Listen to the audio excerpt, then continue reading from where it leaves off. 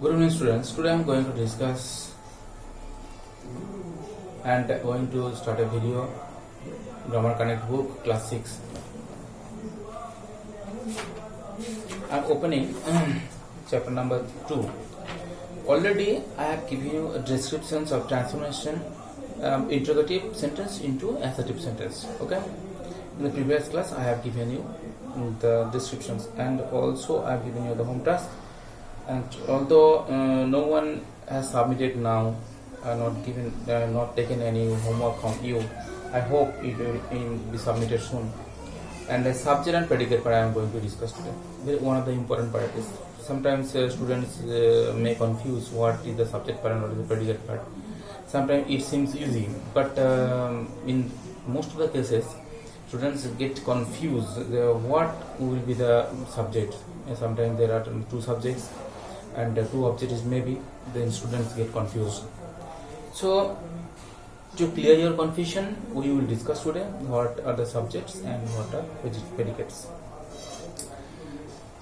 Before starting this chapter, we have to know what is subject. Subject means the part of sentence which tells us who or what the sentence is about is called subject. Who and or what the sentence is about is called the subject. The predicate is the part of a sentence which tells us what the subject does or is. Every predicate has a verb. If you ask the question to verb who, then you will get the subject part. And if you ask the question to what, okay, to the verb part, then you will get the predicate. Now, some examples are given. Julie went to the book fair.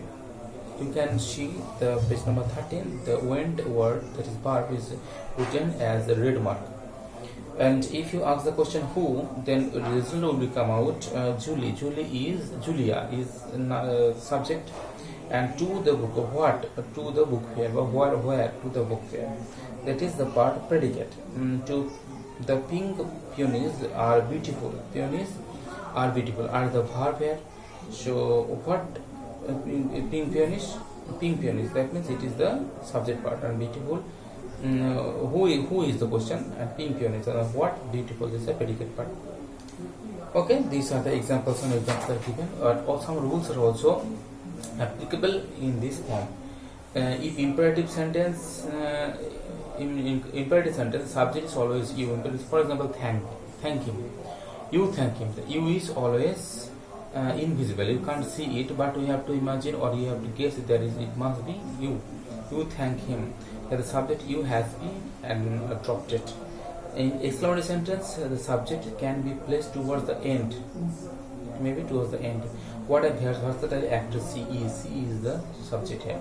In interrogative sentence, two, the subject does not come at the beginning. For example, did you buy the vegetables? Did you buy the vegetables? In some cases, in assertive sentence, we can see that subject comes at the beginning. But in interrogative sentence, subject always comes or does not come in front on all the cases. But in some cases, it may. Now, in interrogative sentence, it's not possible to come in because you have to make questions with an auxiliary verb, otherwise WH word. Then subject will never come in front.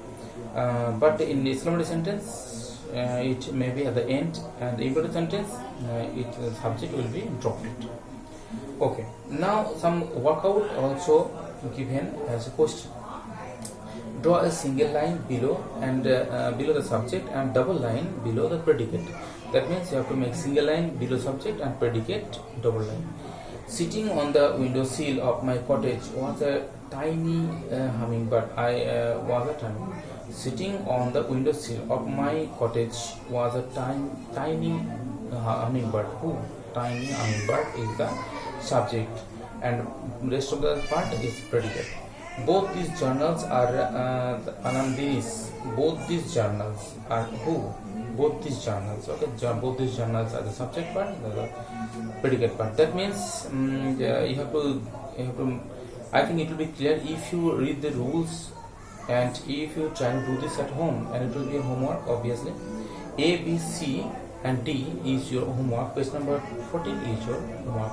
So try to do it at home, but don't take any help from your parents or anyone else.